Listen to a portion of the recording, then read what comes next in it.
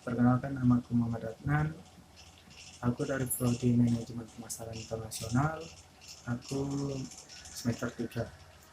Jadi video kali ini aku akan menjelaskan tentang BMC dan PPC. Nah, jadi BMC itu kepanjangan dari The Business Model Canvas, sedangkan PPC The Value Proposition Canvas. Nah, jadi BMC The Business Model Canvas adalah suatu kegiatan yang dilakukan oleh seseorang dalam membangun ataupun maksudnya untuk membangun suatu bisnis. Sekali lagi, BMC adalah suatu kegiatan yang dilakukan seseorang untuk membangun suatu bisnis ataupun suatu perusahaan. Nah, jadi bisnis model canvas ini terdiri dari 9 blok, di mana misinya, cara mengisinya itu tidak bisa sembarangan ataupun tidak bisa melewati langkah-langkah ataupun melewati urutannya. Itu cara mengisinya dengan cara urutannya. Jadi urutan dari 1 sampai 9 itu harus berurut, tidak bisa melewati urutannya. Nah, jadi bentuk dari bisnis model canvasnya itu adalah seperti ini. Jadi seperti yang saya katakan, ada 9 blok, yaitu terdiri dari customer segment, ada value proposition, ada channels, ada customer relationship, ada revenue streams atau keuntungan, lalu ada key resource, ada key activities, ada key partner, dan cost structure ataupun kerugian. Nah, namun bisnis model canvas ini akan saya bahas setelah saya bahas tentang value proposition canvas. Nah, value proposition canvas ini adalah merencanakan atau membuat rancangan lebih secara detail dari bisnis model canvas yang sebelumnya saya dikatakan tadi. Nah, untuk value proposition canvas ini itu bentuknya seperti ini. Jadi ada 2 bagian, yaitu lingkaran dan persegi. Nah, yang pertama saya bahas yaitu di sebelah kanan. Kalau di kamera yaitu di sebelah kiri. Nah, untuk di sebelah kanan itu untuk si customer segmentnya. Jadi ada 3 kolom. Ada 3 kolom yang harus diisi, di mana ada namanya customer job. Nah, customer job ini adalah kegiatan apa saja yang dilakukan oleh si customer segment, atau pekerjaan apa saja yang dilakukan oleh si customer segment dalam kehidupan sehari-harinya. Nah, biasanya kan kalau kita mempunyai pekerjaan atau melakukan kegiatan sehari-hari, pasti ada hal yang tidak kita sukai. Nah, hal yang tidak kita sukai itu pastinya banyak ya, nggak perlu saya sebutkan, pasti kalian tahu sendiri dan kalian bisa rasakan sendiri. Nah, untuk hal yang tidak disukai tadi, ataupun hal yang tidak disukai dalam menjalani kehidupan sehari-hari ataupun menjalani pekerjaannya, itu bisa diisi di kolom change. Nah, di kolom change ini di bawah customer job.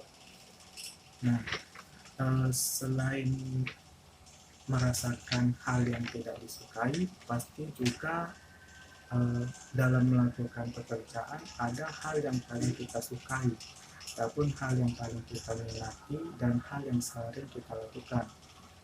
Nah, untuk hal yang paling disukai atau paling diminati itu diisi di kolom yang namanya change. Jadi yang atas ini ya, di atas customer job itu mencatat semua hal yang paling disukai oleh si customer segment dalam kehidupan sehari-harinya ataupun dalam kegiatan bekerjanya. Nah, itu untuk di sebelah kanan si customer segment. Sekarang kita pindah ke sebelah kiri, yaitu untuk si penawar produk ataupun si penjual produk. Untuk di sebelah kiri, bagian sebelah kiri itu terdapat 3 kolom buka, di mana ada 3 kolom ya, terdapat 3 kolom juga. Nah, biasanya dalam membangun bisnis itu pasti bakal ada kita membuat sebuah produk, terus memikirkan bagaimana jasa pelayanannya dan yang sebagainya lah pokoknya kan. Dan intinya pasti kita harus membuat produknya dan memikirkan bagaimana jasa pelayanannya. Nah, untuk yang saya katakan tadi itu bisa kalian isi di kolom produk service di sini ya. Jadi kalian catat aja di kolom product and service ini tentang nama produk apa yang akan kalian tawarkan ataupun yang akan kalian jual kepada si customer segment. Nah, biasanya kan setelah setelah mengisi kolom produk dan service itu kita melihat kembali hal apa yang paling tidak disukai oleh si customer segment tadi yang sebelumnya saya katakan. Nah, setelah kita melihat dan kita mengetahui hal yang tidak disukai oleh si customer segment, terus apa tugas dan apa yang harus dilakukan oleh si penawar produk ini. Nah, hal yang harus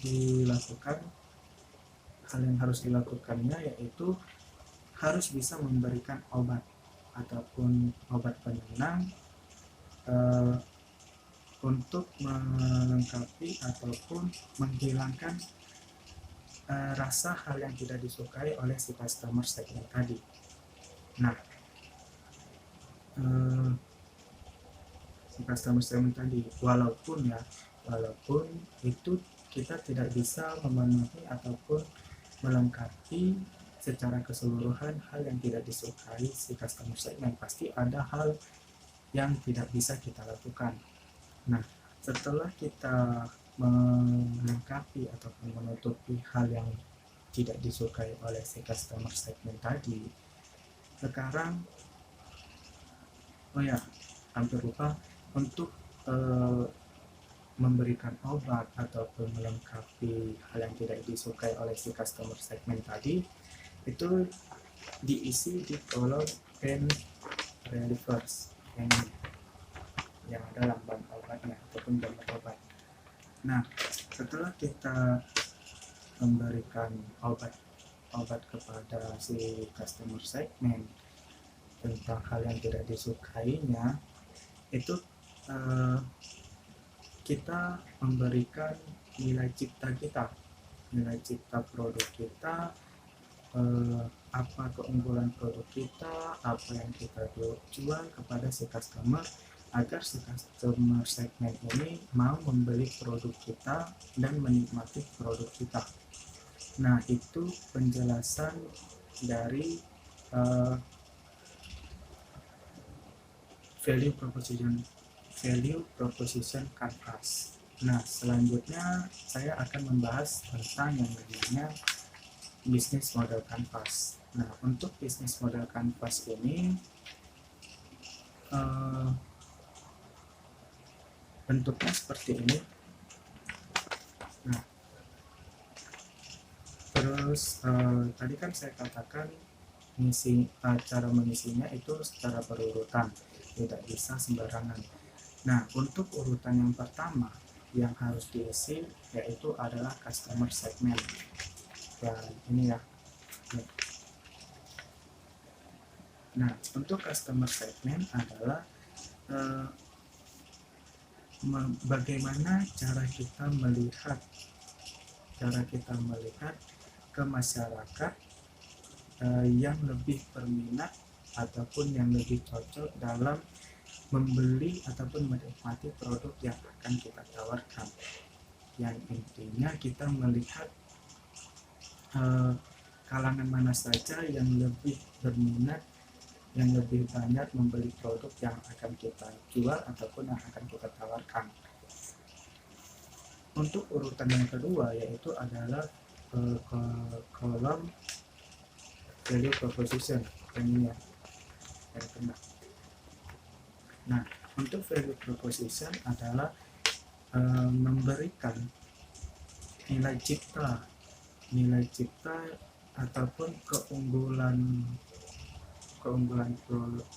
apa yang dapat dinikmati oleh si customer segmennya, ataupun memberitahukan produk apa yang akan kita jual kepada si customer segmennya. Lanjut ke urutan yang ketiga yaitu adalah kolom channels. Nah, ini.